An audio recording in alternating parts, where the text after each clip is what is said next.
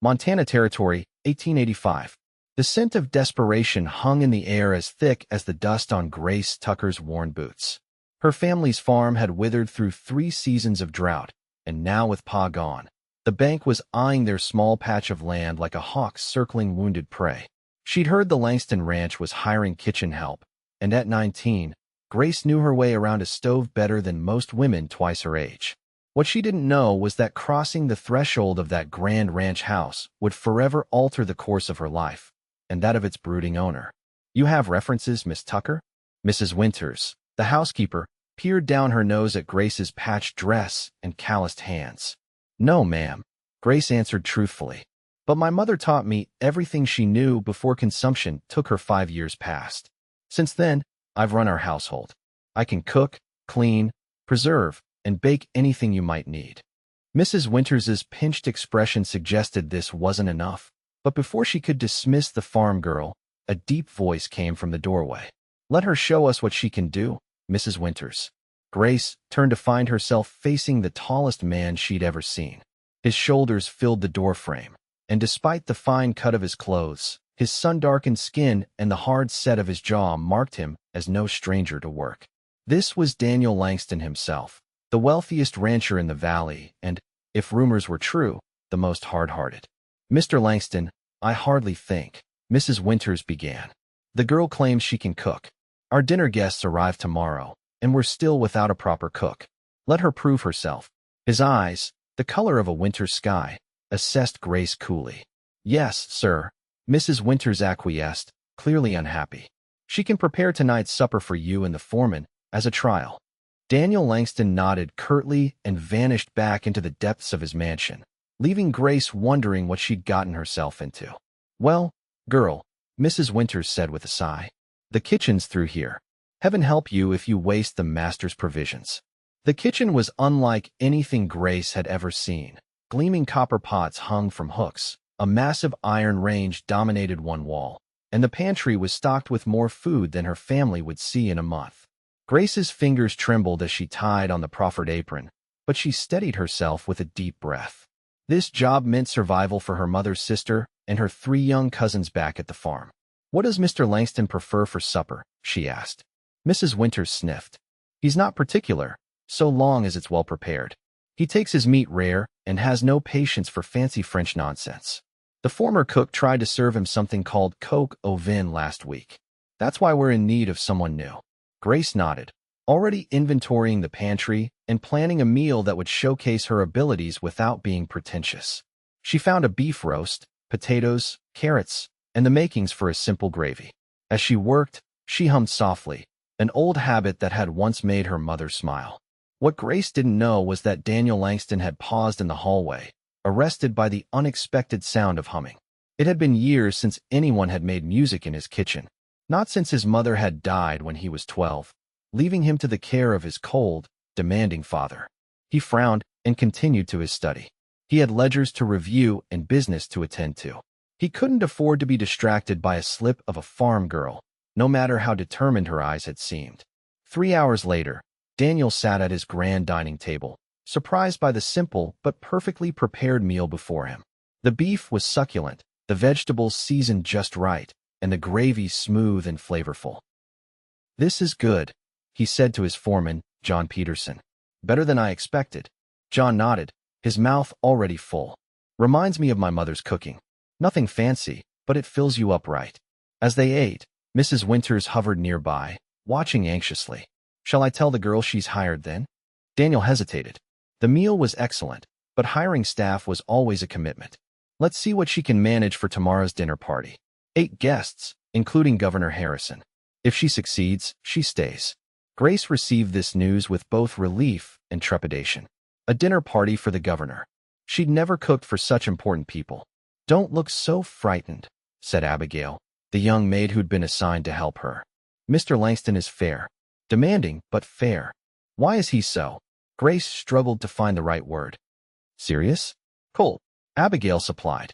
"No one really knows. He wasn't always that way, from what the old-timers say. Something changed after his wife died in childbirth 5 years ago. The baby, too. He never speaks of them." Grace felt a pang of empathy. Loss had a way of hardening one's heart. She knew that all too well. That night, as she lay on the narrow bed in the servants' quarters, Grace plotted her menu for the following day.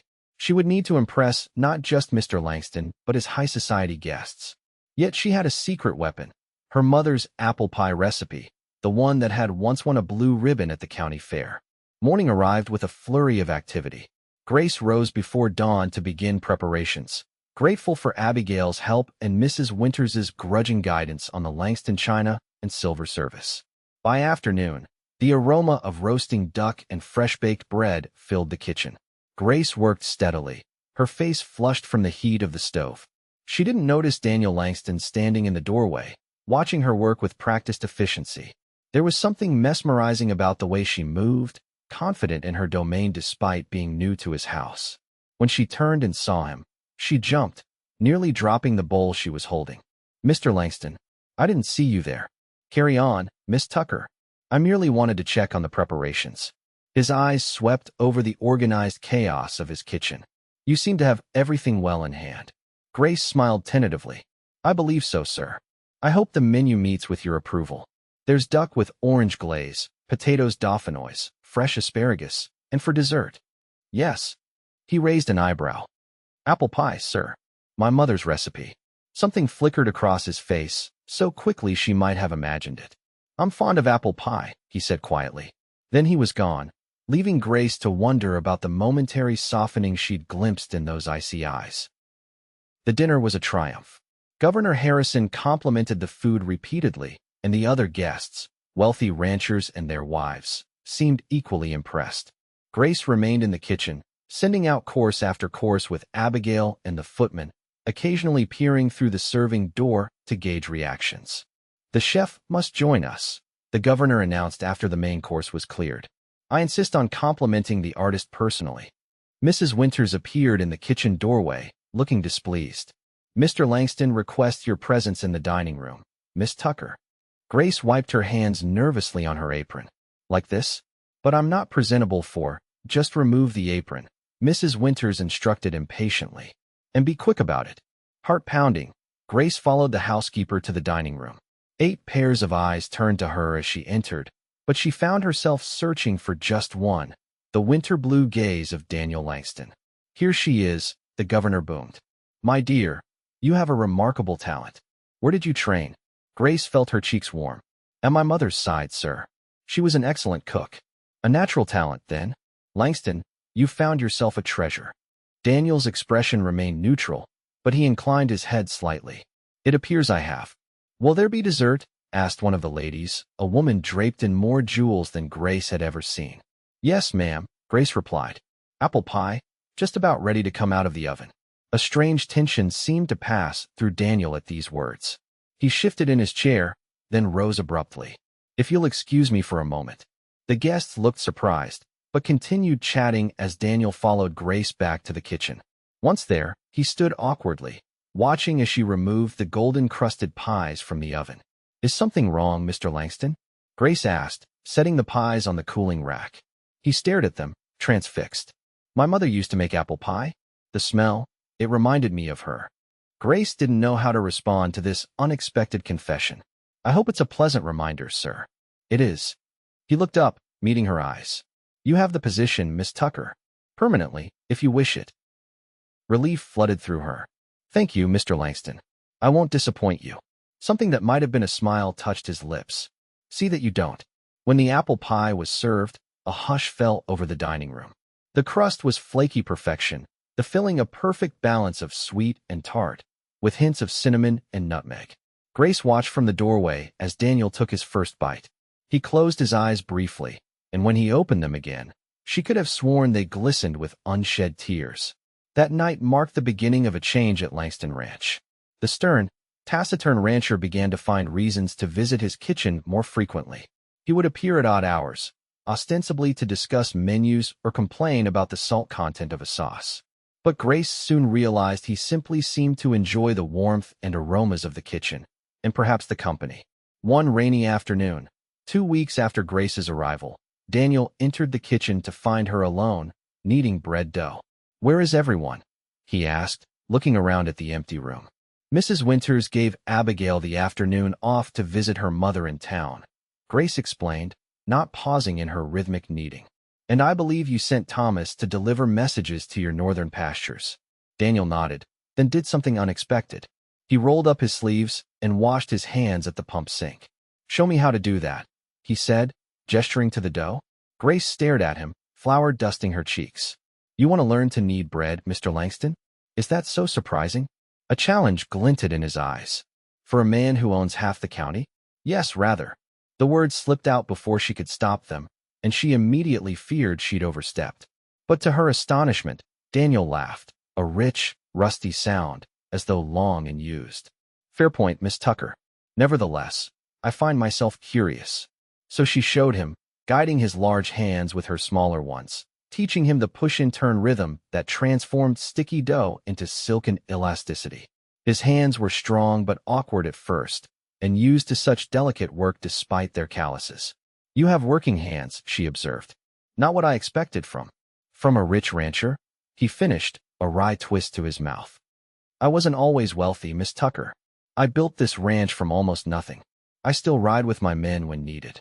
Grace nodded, absorbing this new information about her enigmatic employer.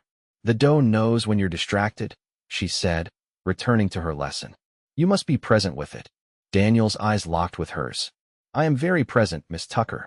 The air between them seemed to thicken, charged with something neither was prepared to name.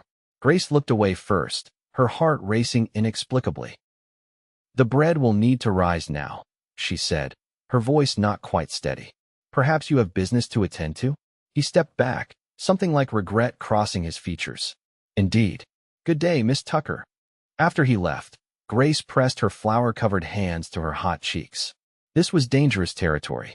She was here to work, to earn money to save her family's farm.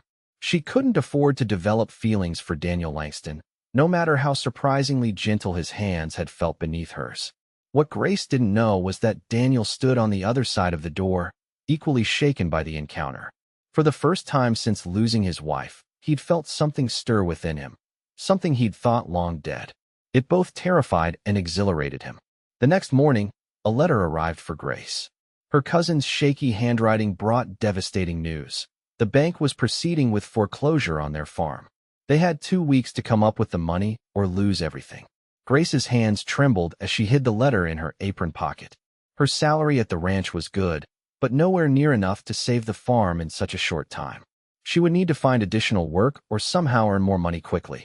The solution came to her that afternoon as she prepared apple turnovers for tea. Her pies had been praised by everyone who tasted them. Even Mrs. Winters had grudgingly admitted they were exceptional. Perhaps she could sell them in town on her day off? When Sunday came, Grace rose early and baked a dozen pies before church. Afterwards, she set up a small table near the general store and began selling slices for a nickel each. The townsfolk were curious at first, then enthusiastic. By mid-afternoon, she had sold every crumb and earned more in a day than she would in a week at the ranch. Quite the entrepreneur, Miss Tucker. Grace looked up, startled to find Daniel Langston standing before her makeshift stall, his Sunday best making him look even more imposing than usual. Mr. Langston, I hope you don't mind. It's my day off, and I thought, why would I mind? He asked, genuine curiosity in his voice. You're free to do as you please with your time off. Grace relaxed slightly, but worried about what he might think if he knew her desperate circumstances. I've sold out, unfortunately. No pie left for you to try. Actually, I had a slice earlier. Mrs. Peterson bought one and insisted I taste it. A smile touched his lips. It was excellent, as always. Pride warmed Grace's chest. Thank you. Daniel seemed about to say something more when a well-dressed woman approached, laying a possessive hand on his arm. Daniel, darling, are you coming? Father is waiting to discuss the cattle contract. Grace recognized Sylvia Harrison, the governor's daughter. Beautiful, educated, and clearly interested in Daniel Langston. The perfect match for a wealthy rancher. Of course, Daniel replied smoothly. Miss Tucker, enjoy the rest of your day off. As they walked away, Grace gathered her empty baskets, trying to ignore the hollow feeling in her chest. What had she been thinking? Daniel Langston might enjoy her cooking and even her company, but their worlds were miles apart. Men like him married women like Sylvia Harrison, not poor farm girls selling pie slices on the street. For the next 2 Sundays, Grace continued her pie-selling enterprise with growing success. Word spread, and customers began placing orders in advance. She expanded her offerings to include savory meat pies as well. The extra money was adding up, but not quickly enough. The bank's deadline loomed just days away. Back at the ranch, Daniel noticed Grace's increased weariness. Dark circles shadowed her eyes, and the song she used to hum had fallen silent. One evening, after the staff had retired, he found her in the kitchen, hands trembling as she counted a small pile of coins. "Miss Tucker." She jumped, hastily sweeping the money into a pouch. "Mr. Langston, I'm sorry, I was just—" "Is something wrong?" he asked directly. "You've seemed troubled lately." Grace hesitated. Pride warred with necessity, and necessity won. "My family's farm is being foreclosed. I've been trying to earn extra money to save it, but the deadline is in 3 days, and I'm still far short." Daniel's brow furrowed. "Why didn't you ask for help?" "Because I'm not a charity case," she replied with unexpected fire. "I'm trying to solve this myself." He studied her for a long moment. "How much do you need?" Grace named a sum that made her voice catch. A small amount to a man like him, but an impossible mountain to her. "I see," he said thoughtfully. "What if I were to place a large order for pies? For a ranch event. I could pay in advance." Grace wasn't fooled by the transparent offer of charity, but desperation made her consider it briefly before pride reasserted itself. "Thank you, but no. I won't accept false orders out of pity." Daniel ran a hand through his hair, visibly frustrated. "It's not pity, Miss Tucker. It's—" He stopped, seeming to reconsider his words. "Very well. Get some rest. We'll speak more tomorrow." Grace watched him leave, wondering what he had been about to say. But exhaustion quickly overtook her curiosity, and she dragged herself to bed, no closer to saving her family's home than before. The next morning, an unexpected visitor arrived at the ranch. Grace was kneading dough for dinner rolls when Abigail burst into the kitchen, eyes wide with excitement. "There's a fancy lawyer here from Helena. Mrs. Winters says he's come about some land deal. But Thomas overheard him mention your name." Grace's heart lurched. Had the bank sent someone to find her? Was it worse news about the farm? Before she could react, Mrs. Winters appeared. "Miss Tucker, your presence is requested in Mr. Langston's study. Wash up and make yourself presentable." Hands shaking, Grace quickly cleaned herself up and followed Mrs. Winters to the imposing oak door of Daniel's private domain. Inside, Daniel stood by the fireplace while a distinguished gentleman in a tailored suit sat in one of the leather armchairs. "Ah, Miss Tucker," Daniel said formally. "This is Mr. Hamilton, an attorney from Helena. He has some business to discuss with you." The lawyer stood, offering a polite bow. "Miss Tucker, I represent Mr. Edward Jenkins of the First Bank of Montana Territory. I understand your family has outstanding obligations to the bank." Grace's stomach twisted. "Yes, sir. Our farm is scheduled for foreclosure in 3 days." "I see." Mr. Hamilton opened his briefcase and removed some papers. "I have here the deed to your family's property and documentation showing that all liens against it have been satisfied in full. The property is now free and clear, held in the name of Grace Tucker and Harriet Tucker jointly." Grace stared at him uncomprehendingly. "I don't understand." "Someone has paid your family's debt in full, Miss Tucker. The farm is saved." Her knees weakened, and she gripped the back of a chair for support. "Who would do such a thing?" Mr. Hamilton glanced at Daniel, who gave a slight shake of his head. "My client prefers to remain anonymous, Miss Tucker. I'm simply here to deliver the papers and confirm your identity." Grace's eyes found Daniel's, questions burning in them, but his expression revealed nothing. Could he have done this? And if so, why would he hide it? "Thank you," she said to Mr. Hamilton, accepting the documents with trembling hands. "Please thank your client for me as well."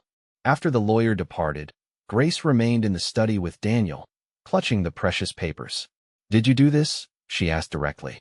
Daniel busied himself with papers on his desk. "Would it matter if I had?" "Of course it would," Grace exclaimed. "This is an enormous sum. I could never repay it." "Perhaps repayment wasn't the point," he said quietly, still not looking at her. "Then what was?" Daniel finally met her gaze, something vulnerable flickering in his eyes. "You bring light to this house, Miss Tucker. Your kindness, your cooking, especially those apple pies." They've awakened something I thought was dead. He paused, seeming to struggle with his words. I couldn't bear to see that light dimmed by worry. Grace felt tears gathering. Thank you, she whispered. But I can't accept such generosity without offering something in return. A shadow crossed his face. I don't want your obligation, Miss Tucker. What do you want, then? She asked softly. The question hung between them, laden with unspoken possibilities. But before Daniel could answer, a knock at the door broke the moment. Mrs. Winters entered with a message about cattle buyers arriving early, and the private conversation was over. Grace returned to her kitchen in a daze, her mind spinning with conflicting emotions. Relief about the farm warred with confusion about Daniel's motives. Was this simply the kindness of an employer who valued her services? Or was it something more? The next few days passed in a strange limbo. Grace sent the precious deed home with a ranch hand who was traveling near her family's farm, along with a letter explaining the miraculous development. Meanwhile, she continued her duties, crossing paths with Daniel only at formal meal services where they exchanged nothing more than polite nods. Then came the news that changed everything. Governor Harrison and his daughter would be dining at the ranch again, this time with the clear purpose of advancing Sylvia's prospects with Daniel. The entire household buzzed with the implications. It's a courtship dinner, Abigail confided as she helped Grace prepare vegetables. Mrs. Winters says Mr. Langston is finally ready to remarry, and Miss Harrison is the perfect match. Her father has political connections, and she brings a substantial dowry. Grace's knife slipped, nearly cutting her finger. I see, she said, struggling to keep her voice neutral. Then we must ensure dinner is perfect. Despite the turmoil in her heart, Grace was determined to serve a meal worthy of the occasion. She selected the finest ingredients and planned an elaborate menu that would showcase her skills while honoring the significance of the event. And for dessert, of course, apple pie, Daniel's favorite. As she worked, she couldn't help wondering if this dinner would be one of her last at Langston Ranch. If Daniel married, his new wife might prefer to bring in her own staff. The thought of leaving brought an unexpected ache. The dinner itself was a strained affair, at least from what Grace could observe through the serving door. Sylvia Harrison dominated the conversation with tales of her Eastern education and social connections, while Daniel responded with polite but minimal engagement. Governor Harrison attempted to bridge the awkwardness with hearty anecdotes and pointed compliments about what a fine couple his daughter and Daniel would make. When dessert time arrived, Grace personally carried in her masterpiece, an apple pie with an intricately latticed crust, steam still rising from the perfectly golden surface. As she set it before Daniel for slicing, their eyes met briefly. Something passed between them, regret, perhaps, or resignation. Your famous apple pie, I presume? Governor Harrison boomed. My daughter has heard so much about it. It looks lovely, Sylvia said with a tight smile. Though I generally prefer French pastries myself. So much more refined. Daniel's jaw tightened almost imperceptibly. Miss Tucker's pie is superior to any French pastry I've encountered, Miss Harrison.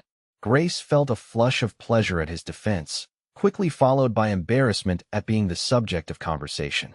She retreated to the kitchen, but not before hearing Sylvia's brittle laugh. Really, Daniel, such loyalty to your cook. One might think you were sweet on the girl. Grace didn't hear Daniel's response, but Sylvia's comment echoed in her mind as she mechanically cleaned up the kitchen.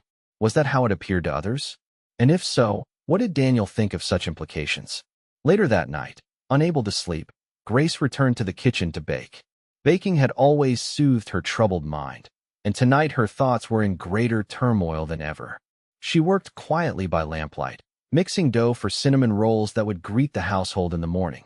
She was so absorbed in her task that she didn't hear the approaching footsteps until Daniel spoke. You should be sleeping. Grace started, nearly dropping her rolling pin. Mr. Langston, I thought everyone had retired. Apparently not. He entered the kitchen, still dressed in his dinner clothes though he'd removed his jacket and loosened his collar. He looked tired and somehow older than his 35 years. Cinnamon rolls, he observed, nodding at her work. My mother used to make those for special occasions. Grace smiled tentatively. They'll be ready for breakfast. Though I wasn't sure if you and your guests. The Harrisons left, he said abruptly. The governor had an early train to catch. Oh, Grace wasn't sure what to say. Did the evening go as planned? Daniel let out a humorless laugh. If you're asking whether I proposed to Miss Harrison, the answer is no. Much to her father's disappointment. Relief flooded through Grace, followed immediately by guilt at such an improper reaction. I see. Daniel moved closer, watching as she spread butter and cinnamon sugar across the rolled dough. You have flour on your cheek, he said softly, reaching out to brush it away with his thumb. The gentle touch sent a shiver through Grace. Mr. Langston, Daniel, he corrected. When we're alone, at least, I'd like to hear my name from your lips. Grace's heart hammered in her chest. Daniel, she whispered, testing the shape of it. He smiled, the first genuine smile she had seen from him in days. The first time I tasted your apple pie, it brought back memories I'd buried for years. Good memories, from before all the losses. It was like finding a piece of myself I thought was gone forever. Grace set down her knife, turning to face him fully. I'm glad. It wasn't just the pie, though, he continued, voice low and intense. It was you, Grace. Your spirit, your determination. The way you hum when you work. The way you've brought life back into this house. Daniel, I know there are 1,000 reasons why this is improper, he interrupted. You work for me. I'm older than you. Our backgrounds couldn't be more different. Society would never understand or approve. Grace felt dizzy with hope and fear. What are you saying? Daniel took her flour-dusted hands in his. I'm saying that I've fallen in love with you, Grace Tucker. And if you could possibly feel anything similar for me, I'd be honored to court you properly, with the goal of making you my wife, not my employee. Joy burst through Grace like sunlight through clouds. I love you too, she admitted, voice trembling. I've tried not to. It seemed so impossible. Not impossible, he murmured, drawing her closer. Just unexpected. Like finding the perfect apple pie when you least anticipate it. Their first kiss tasted of cinnamon and promise, sweet and warm, and right in a way neither had dared to hope for. When they finally parted, Grace laughed softly. Mrs. Winters will have an apoplexy. Daniel chuckled, the sound no longer rusty but rich and full. Let her. This is my home, and you're the woman I want to share it with. If anyone disapproves, they're welcome to seek employment elsewhere. 6 months later, Grace Tucker became Mrs. Grace Langston in a simple ceremony at the local church. Her aunt and cousins attended, healthy and secure on their now prosperous farm. The governor was conspicuously absent, but many of Daniel's ranch hands and business associates came to wish the couple well. For their wedding feast, Grace personally baked a dozen apple pies, each one a testament to the unexpected magic that had transformed both their lives. As Daniel fed her the first ceremonial bite, his eyes shining with love, he whispered, "Who would have thought a farm girl's apple pie could steal a rancher's heart so completely?" Grace smiled, her own heart overflowing with happiness. "The best recipes," she replied, "are the ones that surprise you." And in the years that followed, as their family grew and the ranch prospered, they never forgot that love, like the perfect pie, required simple ingredients, careful tending, and the courage to share it with an open heart.